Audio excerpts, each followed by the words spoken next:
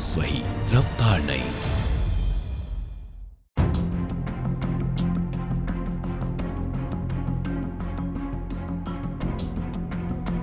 बंगाल चुनाव की तारीखों का ऐलान नहीं हुआ है, लेकिन बयानबाजी और गठबंधन बनाने का सिलसिला जारी है। बीजेपी के सामने टीएमसी है और ममता बनर्जी भी भारतीय जनता पार्टी को सबसे बड़ा दुश्मन मानती है। तीसरे मोर्चे पर कांग्रेस और लेफ्ट पार्टियां हैं। कांग्रेस और लेफ्ट पार्टियों ने गठबंधन के आश्रय चुनाव में खोए वजूद की तलाश शुरू कर दी है, मतलब दोनों ने गठबंधन कर लिया है। इसमें भारतीय सेकुलर फ्रंट भी शामिल है। तीनों पार्टियां मिलकर बीजेपी और टीएमसी से टक्कर लेगी। भारतीय सेकुलर फ्रंट इस मायने में खास है कि इस पार्टी को जनवरी में पीरजादा अब्बास सिद्दीकी ने बनाया था। पीरजादा हुगली जिले के फुरफुरा शरीफ के बड़े मौलवी माने जाते हैं। कांग्रेस और लेफ्ट फ्रंट पीरजादा के आश्रय खोई साख और सीट वापस पाने की कोशिश में है।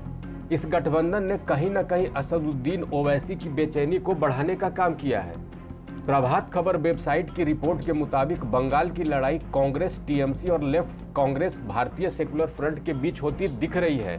तीनों के गठबंधन के सीटों के ऐलान के बाद स्थिति साफ होगी, लेकिन ओवैसी और उनकी पार्टी को बड़ा झटका लगा है।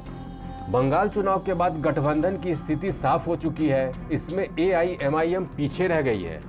कांग्रेस, लेफ्ट फ्रंट और भारतीय सेकुलर फ्रंट के गठबंधन ने ओवैसी की बेचैनी बढ़ाई है और दूसरी तरफ ममता बनर्जी की मुश्किलें भी बढ़ती दिख रही है। ममता बनर्जी की पार्टी टीएमसी को मुस्लिम वोट बैंक का भारी समर्थन मिलता रहा है।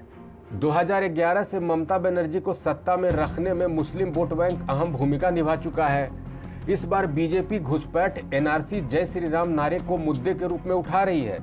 कांग्रेस, लेफ्ट फ्रंट और भारतीय सेकुलर फ्रंट गठबंधन में है। तीनों की नजर भी मुस्लिम वोट बैंक पर है।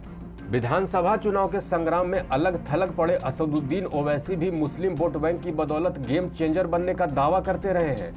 बिहार चुनाव में भी सीमांचल की सीट पर ओवैसी की पार्टी की जीत में मुस्लिम वोट बैंक की ताकत दिख चुकी है।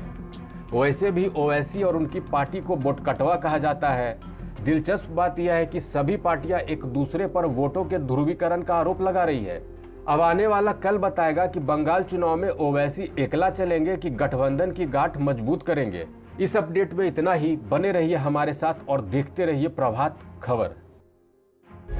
प्रभातखबर.com, विश्वास वही, रफ्तार नहीं।